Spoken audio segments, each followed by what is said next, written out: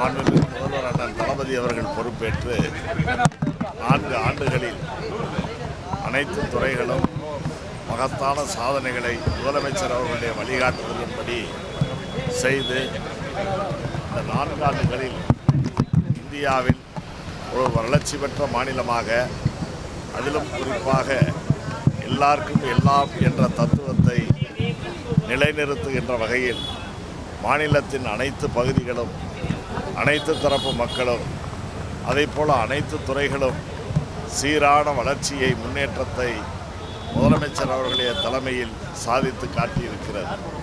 அந்த வகையிலே தான் இன்றைக்கு அனைத்து மக்களும், அரசியலுக்கு அப்பாற்பட்டவர்கள், பொதுமக்கள் விரும்புகின்ற இந்த 4 ஆண்டு ஆட்சி மட்டுமல்ல, இனிவரும் காலங்களிலும் இவர் தலைமையிலான இந்த நல்லரசை தொடர வேண்டும் என்று மக்கள் விரும்புகின்ற சூழ்நிலையை இன்றைக்கு நாம் காணுகிறோம். ஆக பல்வேறு துறைகளின் செயல்பாடுகள், வளர்ச்சி, ஒட்டுமொத்த மாநிலத்தினுடைய வளர்ச்சியை உயர்த்தி இருக்கின்ற இந்த காலச்சூழலில் கூட்டுறவுத்துறை மாண்புமிகு முதலமைச்சர் அவர்களுடைய வழிகாட்டுதலின்படி சிறப்பான பல சாதனைகளை செய்திருக்கிறது என்றால் அதுவும் மிகையாகாது.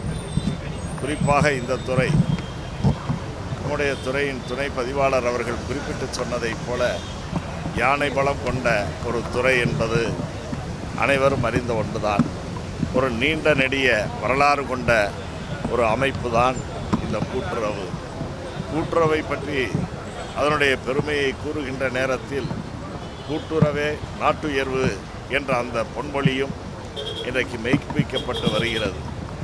ஏறத்தாழ 120 ஆண்டுகளுக்கு முன்னரே தமிழகத்தில், இந்தியாவில் வேறு எங்கும் கூட்டுறவு சங்கங்கள் உருவாவதற்கு முன்னதாகவே தமிழ்நாட்டில்தான் தற்போது திருவள்ளூர் மாவட்டத்தில் இருக்கக்கூடிய திரூர் என்ற கிராமத்தில் 1904களில் உருவாகியிருக்கிறது கூட்டுறவு சங்கங்கள்.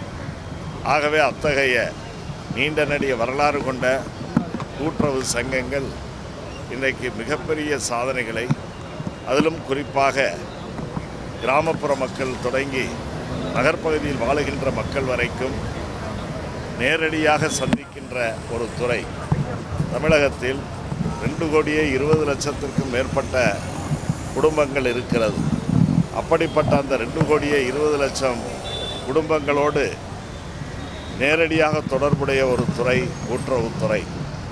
அரசு அறிவிக்கின்ற எந்த திட்டமாக இருந்தாலும், அல்லது பண்டிகை காலங்களில் முதலமைச்சர் அவர்கள் வழங்குகின்ற கொடைகள், பொங்கல் தொகுப்பு போன்றவையாக இருந்தாலும் அவை அனைத்தையும், அதைப்போல இயற்கை சீற்றங்கள் காலங்களில் பொதுமக்களுக்கு அரசு வழங்குகிற உதவிகளையும் எல்லாவற்றையும் கொண்டு போய் இல்லம் தேடி சேர்க்கின்ற ஒரு துறை கூட்டுறவுத்துறை.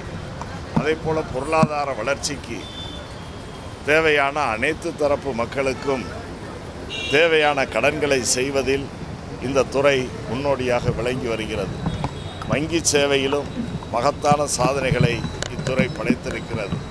குறிப்பாக விவசாயிகளுக்கான கடன்களை வழங்கி, அதேபோல் சிறுதொழில் செய்பவர்கள், மகளிர் சுய உதவி குழுக்களை சார்ந்தவர்கள், கணவனால் கைவிடப்பட்ட ஆதரவற்ற பெண்கள் என்று 34 வகையான பிரிவினருக்கு கூட்டுறவுத்துறையின் கூட்டுறவு நாணய சங்கங்கள் மூலமாக கடன்கள் வழங்கப்பட்டு அவர்களுடைய பொருளாதார வளர்ச்சிக்கும், அடித்தட்ட மக்களுடைய வாழ்க்கை தரத்தை உயர்த்துவதற்கும் கூட்டுறவு சங்கம் பயன்பட்டு வருகிறது.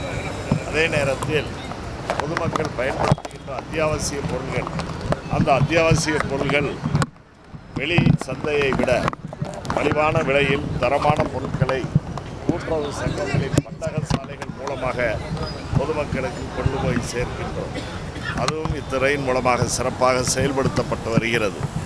ஆகவே இப்படி எல்லா வகையிலும் மக்களோடு ஒரு பின்னி பிணைந்த அன்றாட வாழ்க்கைக்கு தேவையான காரியங்களை செய்கின்ற துறைதான் கூட்டுறவுத்துறை. மாண்புமிகு முதலமைச்சர் அவர்கள் முத்தாய்ப்பாக இந்த துறைக்கு ஒரு வாய்ப்பை தந்தார்கள். குறிப்பாக 1000 முதல்வர் மருந்தகங்களை தமிழகம் முழுவதும் தொடங்குவதற்கு வாய்ப்பினை தந்து, அதில் 500 மருந்தகங்கள், முதல்வர் மருந்தகங்கள் கூட்டுறவு சங்கங்களின் மூலமாகவும், அதேபோல் 500 மருந்தகங்கள் புதிய தொழில் முனைவோருக்கு வாய்ப்பளிக்கின்ற வகையிலும் வழங்கப்பட்டது. அப்படி தொடங்கப்பட்ட அந்த முதல்வர் மருந்தகங்களும் சிறப்பாக செயல்பட்டு வருகிறது. விவசாயிகளுக்கு தேவையான இடுபொருள் உரங்கள், இயற்கை உரம், ரசாயன உரம் போன்றவற்றையும் அவர்களுக்கு கொண்டு போய் சேர்க்கிறது. ஆக இப்படி கூட்டுறவுத்துறையின் மூலமாக பொதுமக்களுக்கு வழங்கக்கூடிய சேவைகள் பொதுமக்களுக்கு இன்னும் கொண்டு போய் சேர்க்க வேண்டும் என்ற உணர்வோடு இதனுடைய செயல்பாடுகளை விளம்பரப்படுத்துகின்ற வகையில் தற்போது அரசு நகர பேருந்துகளில் விளம்பரப்படுத்துவதற்கான வாய்ப்புகள் வழங்கப்பட்டிருக்கிறது.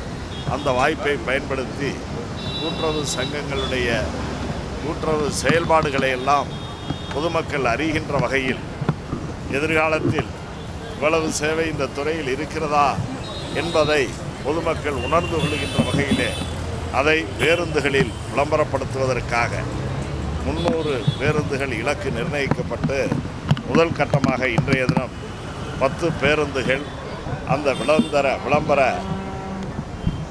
பதாதைகளோடு அந்த சுவரட்டிகளோடு நகரில் வலம் வர இருக்கிறது. ஆக ஏற்கனவே நீண்ட நெடிய வரலாறோடு வலிவான கட்டமைப்புகளை கொண்ட கூட்டுறவு சங்கங்களுக்கு இந்த பேருந்துகளில் செய்யப்படுகின்ற விளம்பரங்கள் பொதுமக்களுக்கு சென்றடைந்து இன்னும் கூடுதலான சேவையை செய்வதற்கு ஏதுவாக இருக்கும். ஆகவே அந்த வகையில் இன்று ஏற்பாடு செய்யப்பட்டிருக்கின்ற இந்த வெள்ளோட்ட நிகழ்ச்சியை நம்முடைய அரசின் கூடுதல் தலைமை செயலாளர் அவர்களும் அதேபோல் நம்முடைய கூட்டுறவு சங்கங்களின் பதிவாளர் அவர்களும் துணை பதிவாளர்கள் அனைவரும் கலந்து கொண்டு இந்த நிகழ்ச்சியை தொடங்கி வைத்திருக்கிறோம்.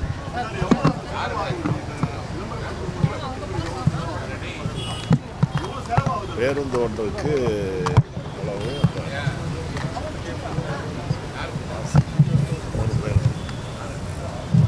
மாதம் ஒன்றுக்கு 12,000 ரூபாய் ஒரு பேருந்துக்கு நிர்ணயித்திருக்கிறார்.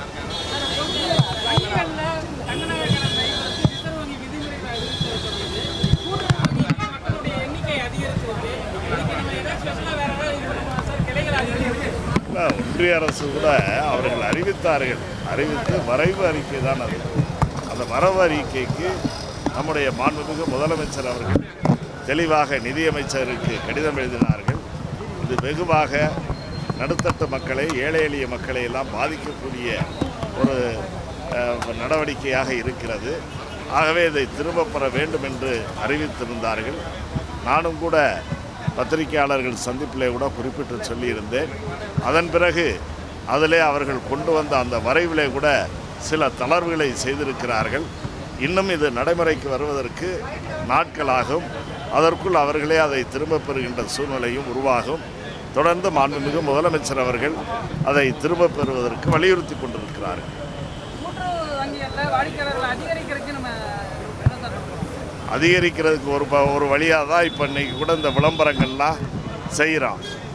இதெல்லாம் பொதுமக்களுக்கு இந்த துறையின் சார்பில் நடைபெறக்கூடிய திட்டங்களை எல்லாம் பொதுமக்களுக்கு கொண்டு போய் சேர்க்கின்றோம். அந்த வகையிலே தான் இன்றைக்கு பேருந்துகளில் இந்த விளம்பரங்களை செய்கின்ற அந்த காரியத்தை தொடங்கி இருக்கிறோம்.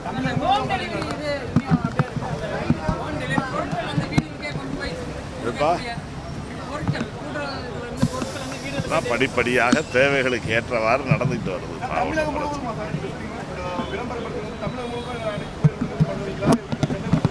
அதாவது முதல் கட்டமாக பரீட்சார்த்தமாக இப்போ சென்னையில் தொடங்கி இருக்கிறோம். இது மாதிரி எல்லா இடத்துக்கும் போகும்.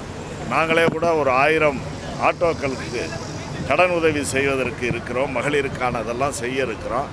அந்த ஆட்டோக்களில் இன்னும் பல்வேறு வகையில் பேருந்து நிழற்படைகளை எங்களது கூட்டுறவு சங்கங்களின் சார்பாக நியமிப்பதற்கு பல்வேறு வகையில் விளம்பரங்களை நாங்கள் திட்டமிட்டிருக்கிறோம். அதை செயல்படுத்தும்.